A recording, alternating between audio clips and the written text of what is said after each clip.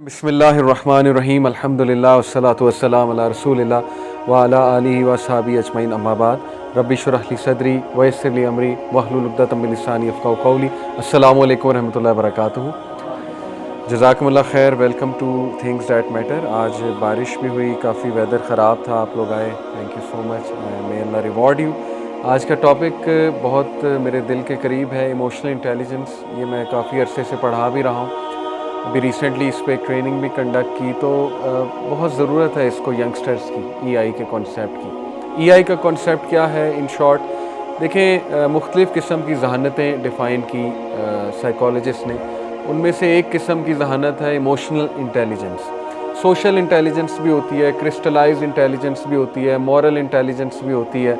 जब आप इंटेलिजेंस के टॉपिक पे पढ़ना शुरू करेंगे ना कि जहानत है क्या, तो मुख्तलिफ़ किस्म की जहानतें स्कॉलर्स ने, जो ये इनके साइकोलॉजिस्ट हैं, इन्होंने बयान की हैं। फिर मुख्तलिफ़ 9 टाइप्स ऑफ इंटेलिजेंस, एक बड़ी ज़बरदस्त रिसर्च है, उसका जहन से नाम निकल गया, साइकोलॉजिस्ट। बहरहाल उसने बताया कि कुछ लोग को पिक्चर्स से बात समझ लगती है, उनकी जहानत का ताल्लुक़ पिक्चर्स के साथ है। कुछ लोगों को जो है वो उनकी स्पेशल इंटेलिजेंस अच्छी होती है। स्पेशल इंटेलिजेंस से मुराद है डायरेक्शन बेस्ड, यानी उन्हें डायरेक्शंस एक बार दे दो तो उन्हें याद रहती हैं, वो काफ़ी ज़हीन होते हैं इसमें, ठीक है ना। ऐसे लोग नासा के इंजीनियर्स बनते हैं, या मैकेनिकल इंजीनियर या सिविल इंजीनियर बनते हैं, जिनकी स्पेशल इंटेलिजेंस बहुत अच्छी होती है। जो लोग जिनको तस्वीर से बहुत लगाव है, उनकी जहानत बड़ी काम करती है तस्वीर को देख के, वो ज़रा क्रिएटिव किस्म के लोग होते हैं, उनको जाना चाहिए, ऐसा परसू करना चाहिए ऑक्यूपेशन जिसमें ज़रा क्रिएटिविटी हो, स्टोरी टेलिंग हो, राइटर बन जाएं वगैरह वगैरह, स्क्रिप्ट राइटर बन जाएं। इस तरह कुछ लोग होते हैं, उन्हें आप कह लें मैथमेटिक्स में और एल्गोरिदम्स में बहुत इंटेलिजेंस उनकी हाई होती है। तो ये मुख्तलिफ़ किस्म की जहानतें साइकोलॉजिस्ट ने डिफ़ाइन की हैं। लेकिन ईआई ये एक नया कॉन्सेप्ट है। नया कॉन्सेप्ट इन द सेंस के 1970s से इसकी बात हो रही है, 1970s 1980s से, कि ये भी एक किस्म की जहानत होती है, इमोशनल इंटेलिजेंस। और डैनियल गोलमैन ने एक किताब लिखी, इमोशनल इंटेलिजेंस, बहुत बड़ा राइटर है, साइकोलॉजिस्ट है। उसने उस किताब में 5 इंग्रेडिएंट्स इस इंटेलिजेंस के डिफ़ाइन किए, जो मैं अभी आपको दिखाऊंगा। बहरहाल उसने कहा कि ये ऐसी जहानत है जो बाकी सारी जहानतों पे हावी है। और 21वीं सदी में तो यहाँ तक अब कहा जा रहा है कि आईक्यू से ज़्यादा इम्पॉर्टेंट ईक्यू है। आईक्यू होता है इंटेलिजेंस कोशेंट और ईक्यू होता है इमोशनल कोशेंट। आईक्यू आपने सुना होगा, आइंस्टाइन का है जी 160 समथिंग या 180 समथिंग, ये इसके नंबर होते हैं आईक्यू के। अक्सर स्कूल के टेस्ट हमारा आईक्यू मेजर कर रहे होते हैं ना, कि बच्चे का आईक्यू देखें कितना है। लो आईक्यू वाले आपको पता है उनको डिफ़ाइन कर लेते हैं, फिर हाई आईक्यू वालों को डिफ़ाइन कर लेते हैं। कई टेस्ट जो आप देंगे अभी, शायद आप लोगों ने दिए हैं कि नहीं कभी, जीआरई या जी मैट, ठीक है ना, या इस तरह के जो टेस्ट होते हैं जो यूनिवर्सिटीज़ में दाखिले देने के लिए होते हैं, उसमें कुछ सैट, ठीक है ना, उसमें कुछ आईक्यू बेस्ड सवालात होते हैं, मैथ रिलेटेड या एनालिटिकल सवालात जो होते हैं, या प्रॉब्लम बेस्ड होते हैं सवालात, उससे वो आपका आईक्यू चेक करते हैं। लेकिन ईक्यू वो इसलिए ज़्यादा इम्पॉर्टेंट है क्योंकि साइकोलॉजिस्ट ये कहते हैं कि जज्बात हर चीज़ पे हावी हैं। जज्बात आपकी डिसीजन मेकिंग पे भी हावी होते हैं, आपकी शख्सियत पे भी हावी होते हैं, क्योंकि बेसिकली इंसान एक जज्बाती मखलूक है। हमारा बहुत ज़्यादा आप कह लें कि डिफरेंस बाकी मखलूक़ात से यही है कि इंसान में जज्बात बहुत ज़्यादा है, हर किस्म के जज्बात हैं। Sadness is one of the emotions, anger is one of the emotions, Joy is one of the emotions, disgust is one of the emotions. 7 types of emotions define किए हैं साइकोलॉजिस्ट ने। तो बेसिकली इंसान एक जज्बाती मखलूक है, और जज्बाती होना ये इंसान को बहुत बड़ा गिफ्ट है अल्लाह की तरफ से। जब हमारा कोई प्यारा हमसे बिछड़ जाता है, हम जज्बाती होकर रोते हैं। जब हम पे कोई मसला आता है, हम उसको फील करते हैं। हमें अल्लाह ने सेंसिटिव बनाया, इनसेंसिटिव नहीं बनाया।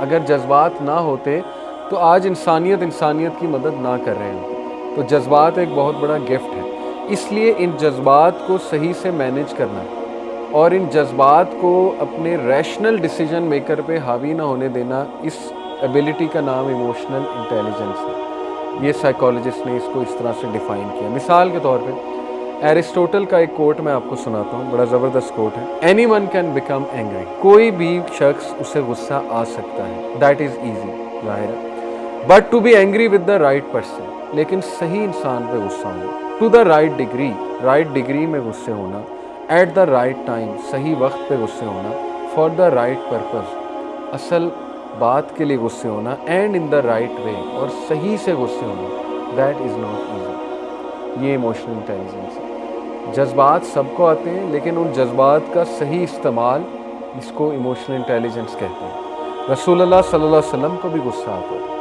صحابہ کو بھی غصہ آتا تھا، لیکن ان کا غصہ کس قسم کا ہوتا تھا، کس بات پہ آتا تھا، کس سچویشن میں آتا تھا، کس طرح سے وہ اس غصے کو ڈائریکٹ کرتے تھے، یہ ایک بڑا زبردست سبجیکٹ ہے جو پڑھنے سے تعلق رکھتا ہے، ٹھیک ہے نا۔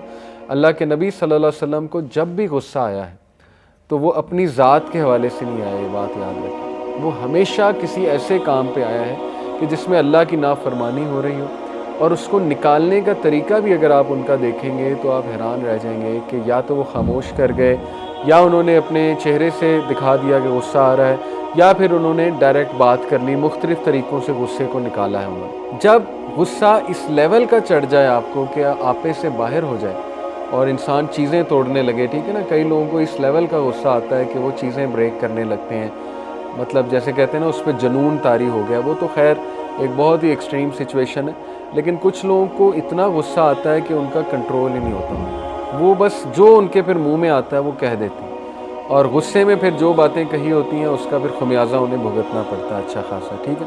تو انشاءاللہ اس میں ہم بات کرتے ہیں کہ اس کو کنٹرول کیسے کر سکتے ہیں۔ ایک مثال دے کے آپ کو سمجھاتا ہوں، جیسے بس آپ کو نظر آ رہی ہے، دیکھیں اس بس میں اگر پیسنجرز بیٹھے ہوئے بہت زیادہ اور یہ بس کی بریکیں فیل ہو جائیں، بس بہت زیادہ سپیڈ پہ جا رہی ہے، لیکن ڈرائیور آپ کو اگر لگے کہ بہت کام ڈاؤن بیٹھا ہوا ہے اور بڑا اپنے ایموشنز کو کنٹرول کیے بیٹھا ہے، باقی سب لوگ چیخیں مارے، کیونکہ اگر ڈرائیور بھی سینسز لوز کر دے گا تو پھر تو سب گئے، تو اس لیے ڈرائیور کی ای آئی میکسیمم ہونی چاہیے، لیکن اس کی ای آئی اس لیے میکسیمم ہے کیونکہ اس کو علم ہے بس کا، ٹھیک ہے نا۔ ڈرائیور کو پتہ ہے کہ بریکیں فیل ہو جائیں تو اس کا بیک اپ میکینزم کیا ہے، اس کو پتہ ہے بریکیں فیل ہو جائیں تو میں نے گاڑی کو سلو ڈاؤن مختلف طریقوں سے کس طرح کرنا ہے، میں نے روڈ پہ کہاں لے کر جانا ہے اس کو، وغیرہ وغیرہ۔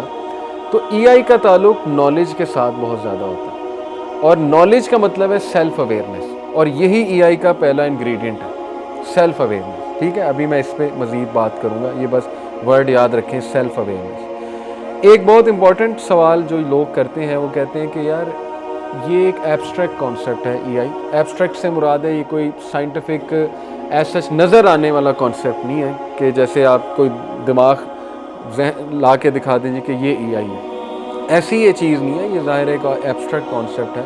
تو کیا ایسے کانسیپٹس کو لرن کیا جا سکتا ہے؟ جیسے کئی لوگ ہم انہیں کہیں نا غصہ کنٹرول کریں، تو ان کا نیکسٹ سوال ہی ہوتا ہے کیسے، ٹھیک ہے نا۔ ہم انہیں کہیں کہ یار اپنے جذبات پہ قابو رکھو، وہ کہتے ہیں کیسے، یہ ایک بڑا سوال ہے کیسے۔ تو یہ سوال کا جواب سمپل یہ ہے، جیسے ایک صحابی نے رسول اللہ صلی اللہ علیہ وسلم سے پوچھا کہ یا رسول اللہ برداشت کیسے آئے گی، تو اللہ کے نبی نے کہا برداشت کرنے سے آتی ہے۔ یہ بہت بڑا جواب ہے اگر آپ اس پہ کبھی غور کریں۔ میں آپ سے یہ پوچھوں کہ مسل کیسے بنتا ہے؟ جم جا کے، ٹھیک ہے نا۔ ایک بندہ جم ہی نہیں جا رہا، مسل کیسے بنے گی؟ یعنی ایفرٹ ہی نہیں کر رہا ہے، مسل کیسے بنے گی؟ اٹھا ہی نہیں رہا ویٹ، اس میں سکت کیسے آئے گی؟ تو اسی طرح ایک بندہ صبر کر ہی نہیں رہا، ٹھیک ہے نا، ایک بندہ غصہ کنٹرول کر ہی نہیں رہا، کنٹرول کیسے آئے گی؟ Same goes for these things, الا یہ کہ کوئی ذہنی بیماری نہ ہو، اللہ نہ کرے، ٹھیک ہے نا۔ اکثر ایسا ہوتا ہے کہ بہت بڑے لیول کی ذہنی بیماری ہو جاتی، پھر تو کوئی کنٹرول نہیں، لیکن اس کے پراپر سمٹمز ہوتے ہیں، ٹھیک ہے نا۔ وہ سمٹمز کو دیکھتے ہوئے اپنے آپ کو خود نہیں ڈائگنوز کرنا، کسی ماہر نفسیات کے پاس جا کے ڈائگنوز کرانا ہے، ٹھیک ہے نا۔ گوگل پڑھیں گے تو وہ بیماری آپ کو نکلے گی کوئی نہ کوئی، ڈیفینیٹلی۔ اینی وے، ای آئی بالکل لرن کی جا سکتی ہے، جس طرح لیڈرشپ لرن کی جاتی ہے۔